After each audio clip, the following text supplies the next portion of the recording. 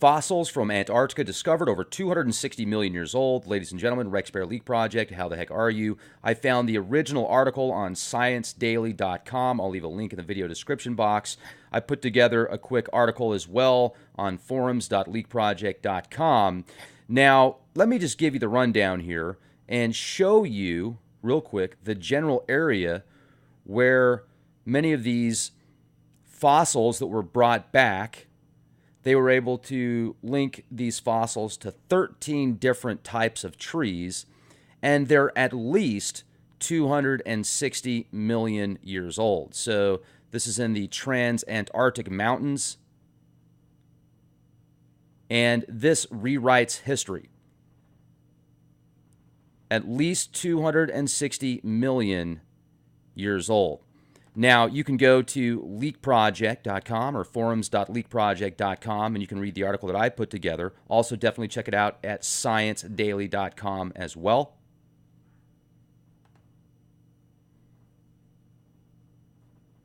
Right here, as you can see, these mountains far above the ice below. Now, when you read the article, Erik Gulbranson, he's a paleoecologist and assistant professor at the UWM, that's the University of Wisconsin, Milwaukee. He traveled to Antarctica from late November through January and brought back fossil fragments of 13 trees in the McIntyre Frozen Slopes in the Transantarctic Mountains. These fossils are over 260 million years old, which means that the forest grew at the end of the Permian period, before the dinosaurs. The Permian period ended about 251 million years ago in history's greatest mass extinction. As the Earth rapidly shifted from ice house to greenhouse conditions, over 90% of species on the Earth disappeared, including the polar forests. And because the Antarctic forests grew at polar latitudes where plants can't grow today, Gulbranson believes that the trees were an extremely hardy species and is trying to determine what caused their extinction. Now, there are many scientists today that believe the massive increase in the atmospheric greenhouse gases, such as carbon dioxide and methane, were the main culprits that caused the Permian Triassic extinction. The release of those elements, scientists believe also, were from several volcanic eruptions in Siberia that released tons of greenhouse gases into the atmosphere that lasted about 200,000 years. When Antarctica was warm and lush, it was a part of a supercontinent called Gondwana, spanning the southern hemisphere. Let me show you that here real quick. Will you just look at it?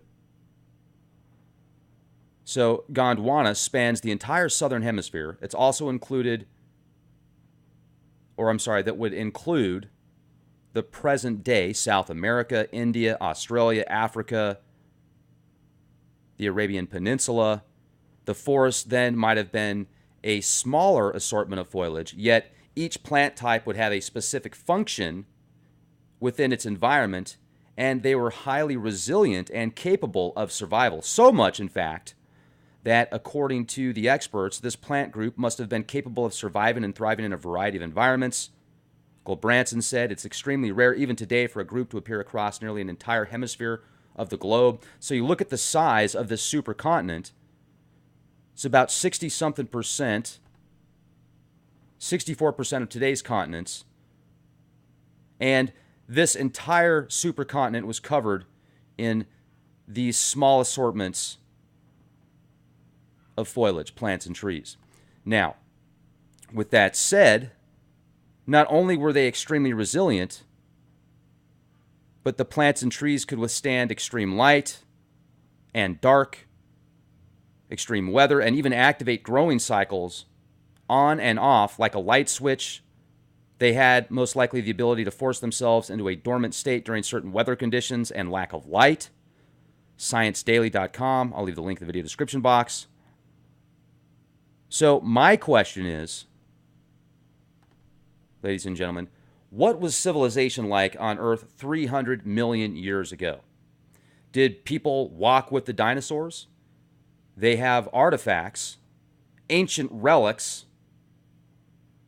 of dinosaurs and man. They have footprints of dinosaur and man in stone, in rock formations. Were there giants? Were there trolls? Were there dragons? Were there orcs? Were there gremlins? Were there goblins? Were there elves? Were there other fascinating and mysterious creatures that have been talked about, written about, and portrayed in films, TV shows, cartoons?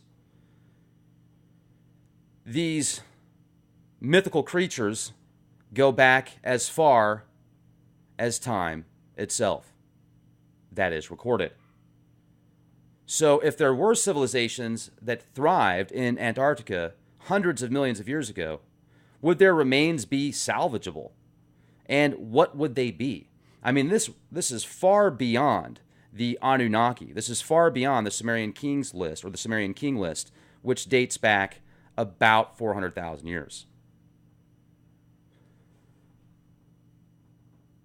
This would change things so much, and history would be upside down, flipped over. It would be annihilated.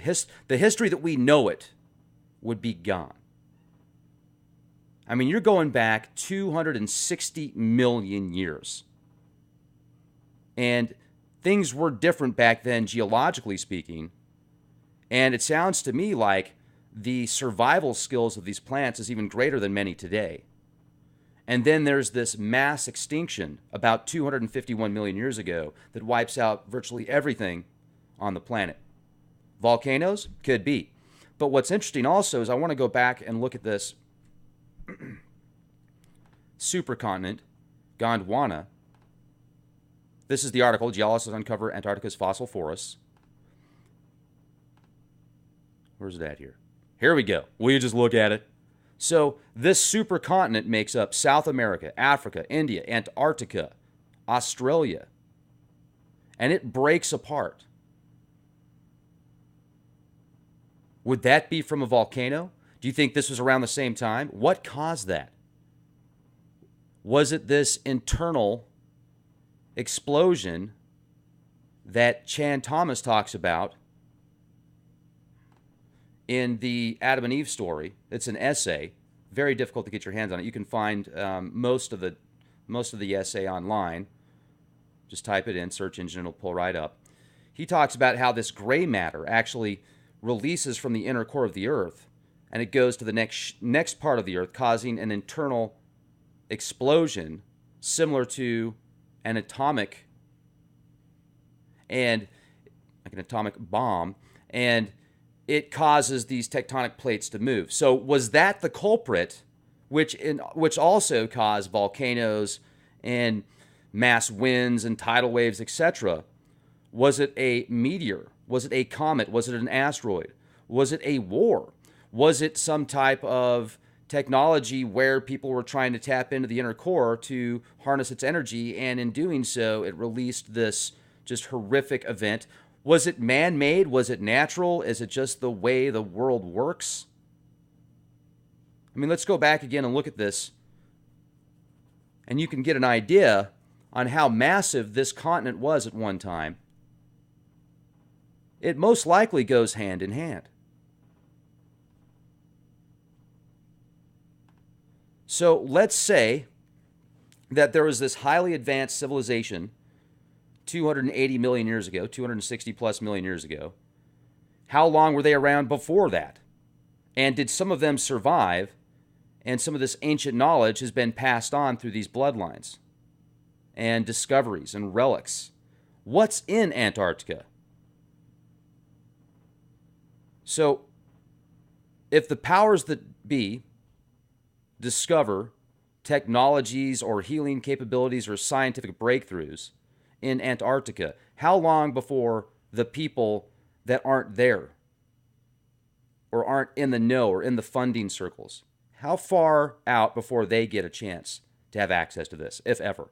Is this why many of the leaders, political leaders, business tycoons, scientists, etc., is that why many high-ranking officials went to Antarctica over the past year or two? What are they discovering out there? I mean, this goes so far back.